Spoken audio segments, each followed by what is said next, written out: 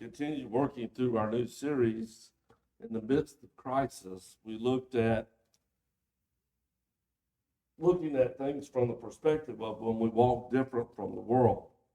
We looked at the example of Meshach, Shadrach, and Abednego as they faced the fiery furnace. And in that case, there was a law that was in place, and their enemies used that against them. This week, we're looking at Daniel chapter 6 and the story of Daniel and the lion's den. And as we look at it, we see in this case that there's no law in place to begin with regarding this. So we're going to be looking at this from the perspective of when I'm actively pursued, when the world is out to get me, when someone is actively seeking to create a crisis for me. How do I deal with that? How do I respond? How do I overcome, or how does God work in the situation where someone is actively seeking my harm? So let's begin by reading at least the first part of the story together. Daniel chapter 6, beginning with verse 1. It pleased Darius to appoint 120 satraps to rule throughout the kingdom, with 3 administrators over them, one of whom was Daniel. And the satraps were made accountable to them so that the king might not suffer loss. Now Daniel so distinguished himself among the administrators and the satraps by his exceptional qualities that the king planned to set him over the whole kingdom. At this, the administrators and satraps tried to find grounds for charges against Daniel regarding his conduct of government affairs, but they were unable to do so. They could find no corruption in him because he was trustworthy and neither corrupt nor negligent. Finally, these men said, "We will never find any basis for a charge against this man, Daniel, unless it has something to do with the law of his God." So the administrators, the satraps, the group went to the king and said, "May King Darius live forever." The royal administrators, prefects, satraps, advisors, and governors have all agreed that the king should issue an edict and enforce the decree that anyone who prays to any god or human being during the next 30 days, except to you, your majesty, shall be thrown into the lion's den. Now, your majesty, issue the decree. Put it in writing so that it cannot be altered in accordance with the law of the Medes and the Persians, which cannot be repealed. And so King Darius put the decree in writing.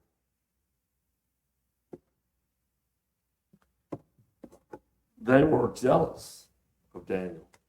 They could find nothing in his actions, nothing in the current law that would help them. So they came to the conclusion, we have got to create a crisis. When we examine his life, what is it about Daniel that is so consistent, so committed, that we could create a rule against it? And as they looked at his life, what they found was prayer. Daniel is going to consistently pray to his God. He turns to him. He prays on a regular basis. So we're going to make a rule about prayer.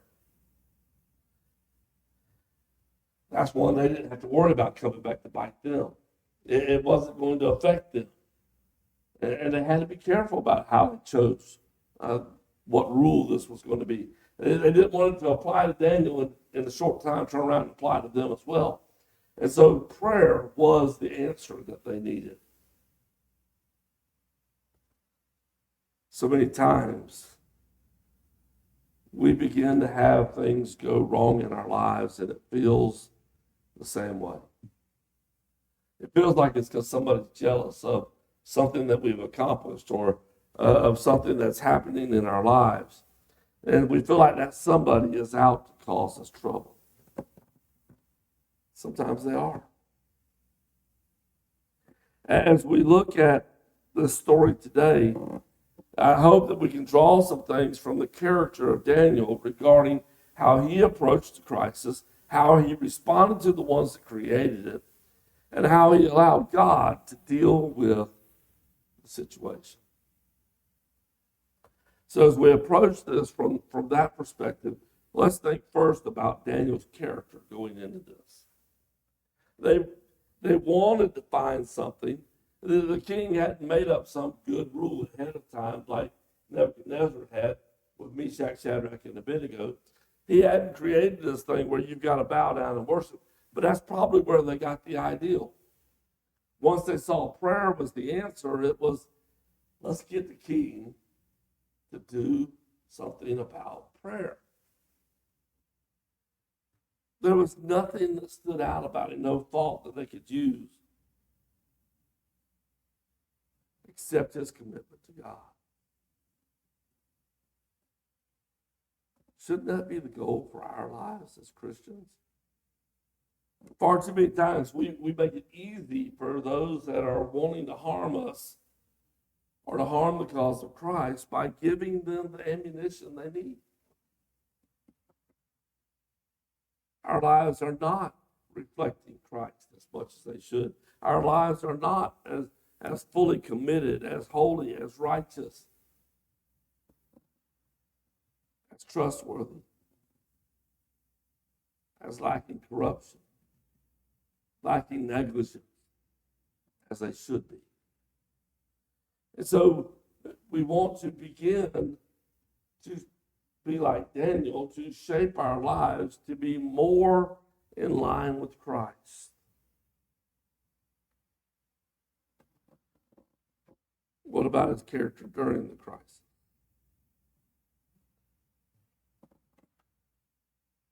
As we continue the story and we look at verses 10 through 14,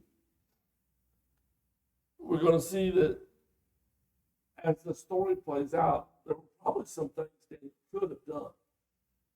He's in a high-ranking position. He's got some power. He's got some authority. There's some things possibly he could have done differently. Let's look at what it is that he really did. Now, when Daniel learned that the decree had been published, there had to be no doubt in his mind he was the part. When he learned that the decree had been published, he went home to his upstairs room where the windows opened towards Jerusalem, and 3 times a day he got down on his knees and he prayed, giving thanks to his God just as he had done before. Now, before we go further, what were his options? He could have went to his room. He could have faced Jerusalem but left the doors, the shutters closed. He could have tried to hide and pray in private.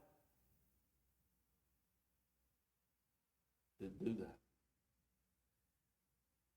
He could have said, God, I'm going to be praying to you, but just know when I use the term King Darius, I really mean you, but for the cause of these people for 30 days, I've got to pretend like I'm praying through King Darius, but know that it's really you I'm praying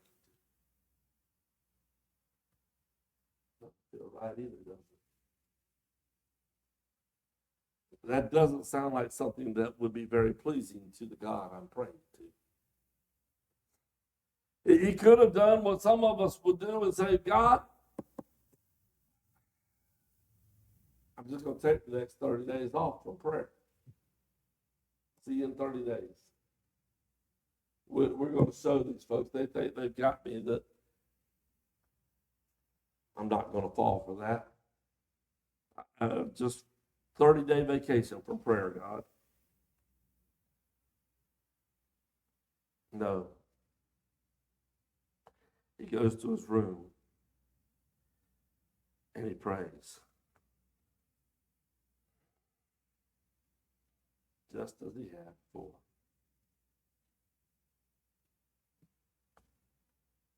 And then these men went as a group and found Daniel praying, asking God for help. And so they went to the king and they spoke to him about his royal decree. Did you not publish a decree that during the next 30 days, anyone who prays to any god or human being except to you, your majesty, will be thrown into the lion's den? The king answered, the decree stands. In accordance with the law of the Medes and the Persians, it cannot be repealed. And then they said to King Daniel, who was one of the exiles from Judah,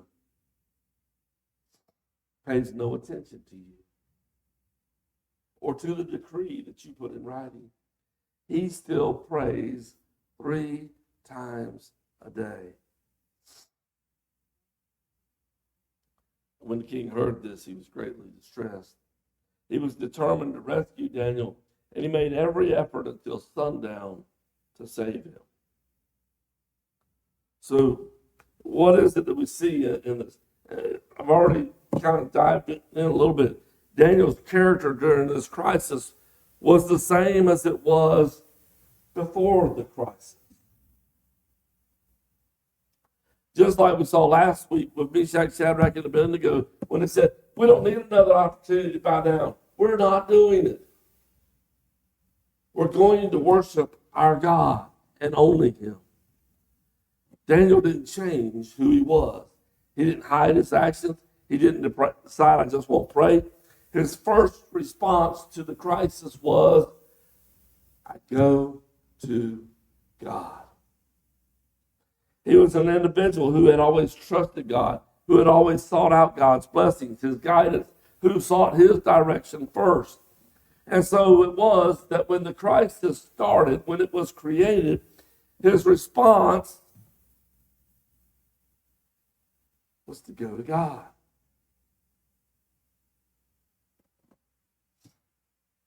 How we respond initially to our crises when they come up tells a great deal about who we are as an individual. If we are someone who turns to God, that will be evident right away because we will turn to God right away.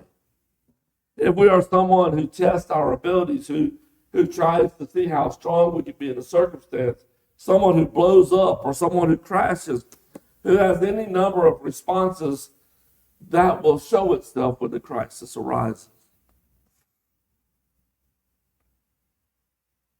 In other words, if we want to change how we are in a crisis, we need to begin with who we are before. Understand what I said there? If we are going to change who we are in the midst of a crisis, then we have got to change who we are before the crisis. We've got to be somebody who works on our trust and our commitment to God. We've got to be somebody that spends time with God in prayer, in meditation, in study. Someone who's always seeking His way, looking for His response, trusting Him, taking these things to God and seeking His path, and then allowing Him to work. If we don't do that before the crisis, we'll have a hard time ever getting to where we do that in the crisis. Now, I'm not going to say it's impossible to make that change, because we see a second person find themselves in the midst of this crisis. Daniel's there, but he's not really treating it like a crisis. He's treating it like every day.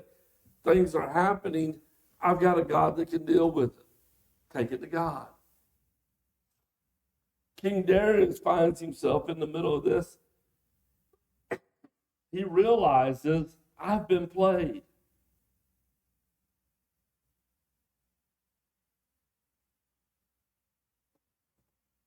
These people were trying to trap Daniel. Verse 15. Excuse me.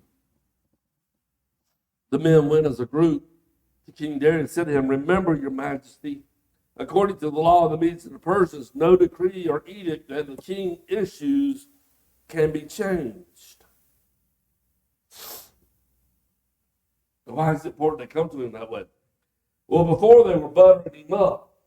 "O king, live forever. O king, how great you are. O king, you're equal to the gods. Nobody should pray to the gods. They ought to pray to you, at least for 30 days. You're even with the gods." They were buttering up. Now they're reminding him, "You made this a law. And if you don't carry out the law, we've got grounds against you." It's not a buttering up any longer. Now it's a threat. Darius was trying to find a way out of this, how to rescue Daniel, how to use his own strength, his own power as king, some way to rescue him from this setup that's taking place. And these people are saying, not only did we set Daniel up, if you try to change this, we've set you up. And before the night's over, you won't be king. So Darius is in the midst of a crisis. And so the king gave the order. He's tried his strength. He couldn't do anything with it. He doesn't know what to do. So the only thing he does is what he's always done. Revert back to the law. Revert back to protecting himself. He gave the order. They brought Daniel. They threw him into the lion's den, and the king said to Daniel, "May your God," here's him reaching out for hope. The only hope that he's got is the hope that Daniel displays. "May your God, whom you serve continually, rescue you, because I can. I tried. My gods are weak. My powers as king are useless. The only hope we have left, Daniel, is your God." He's trying. He's trying to change who he is. He's trying to find the way out of the crisis. A stone was placed over the mouth of the den. The king sealed it with his own signet ring with the rings of the nobles, so that Daniel's situation might not be changed. And the king returned to his palace and spent the night without eating, without any entertainment being brought to him, and he could not sleep. Before the crisis, the king was haphazard. He was trusting in himself. He was arrogant. He was quick to react. He was easily manipulated. He was slow to see the dangers of the situation. They had stroked his ego and inflated his sense of importance, and it worked. And so when the crisis came, his initial response was to do all that he could do. He sought his own fix until finally he realized the only thing he could do was turn it over to the God Daniel.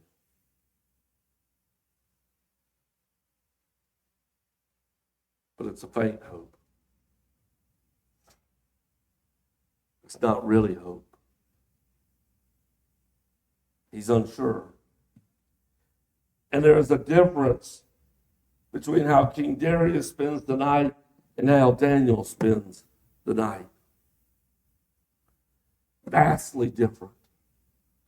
The king spent the night in the presence of luxury with everything that a king could want around him available to him at his beck and call. And he spent the night without peace, without sleep. Daniel spent the night in the presence of lions and slept peacefully.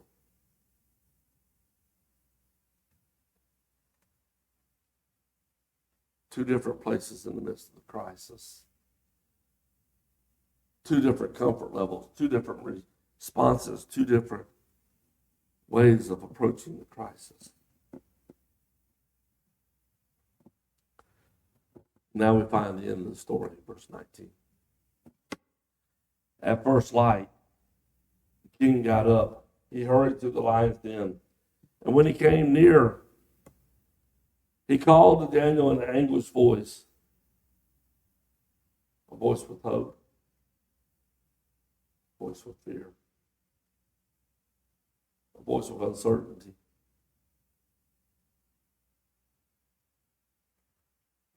A voice that expected the worst. Daniel, servant of the living God, has your God whom you serve continually been able to rescue you from the lions? And then that which made hope spring alive came forth. Daniel answered, may the king live forever. My God sent his angel. He has shut the mouth of the lions. They have not hurt me, because I was found innocent in his sight. Nor have I done anything wrong before you, your majesty. The king was overjoyed. He gave orders to lift Daniel out of the den. And when Daniel was lifted from the den, no wound was found on him, because he had trusted in his God. And at the king's command, the men who had falsely accused Daniel were brought in and thrown into the lion's den along with their wives and their children. And before they reached the floor of the den, the lions overpowered them and crushed all their bones. And notice King Darius' response, because he's changed now. He's gone from somebody with no hope to somebody that I now know where to go in the crisis. King Darius wrote to all nations and all peoples of every language in all the earth, may you prosper greatly. I issue a decree that in every part of my kingdom, people must fear and reverence the God of Daniel. For he is the living God, and he endures forever. His kingdom will not be destroyed. His dominion will never end. He rescues and he saves. He performs signs and wonders in the heavens and on the earth. He has rescued Daniel from the power of the lion. Daniel was rescued. His trust, his hope, his leaning upon God proven to be accurate. Darius has changed in his thinking till he now knows who the true God is.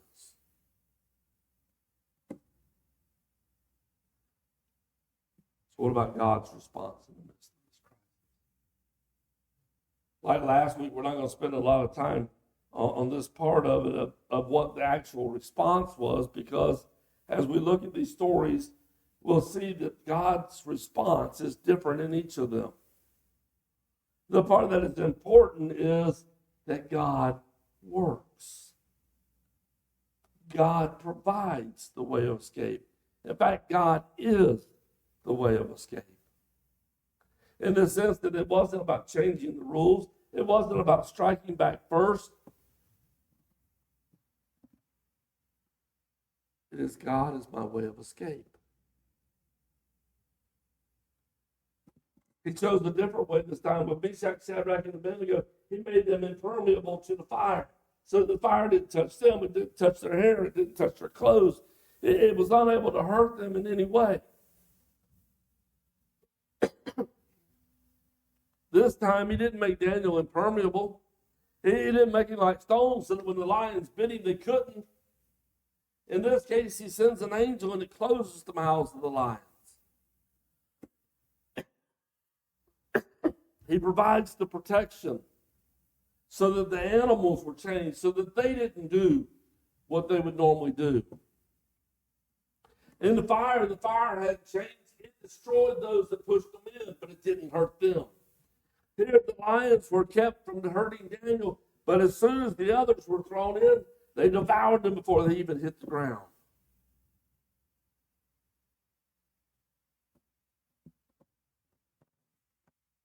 God was faithful in both cases.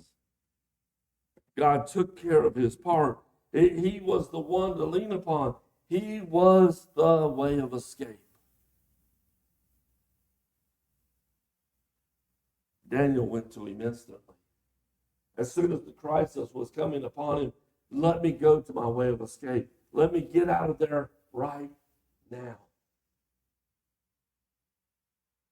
King Darius didn't go there initially, but he ends up there.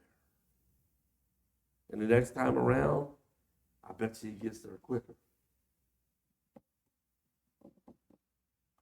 The important thing for us to remember is God is faithful. He will always take care of his part. Are we prepared? Have we prepared ourselves before the crisis so that when the crisis comes, regardless of what it is, we know how to respond because we know to go to God immediately?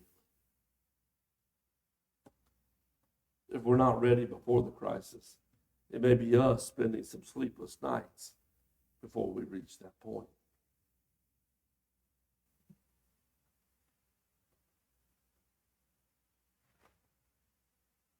Are you prepared?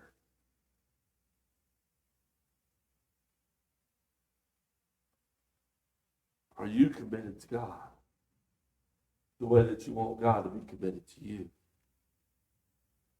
Do you spend time in regular prayer, talking with him, time in regular study of his word, time in meditation about his word, time preparing yourself not to be strong for the crisis, but preparing yourself to take it to God and lean on him? To trust that he will be the shelter, that he will be the strength, that he will be the way through and out of whatever the crisis is. If we can help you this morning in some way to prepare yourself to find your way to God if you're in the midst of a crisis, let us know how we can help you as we stand together.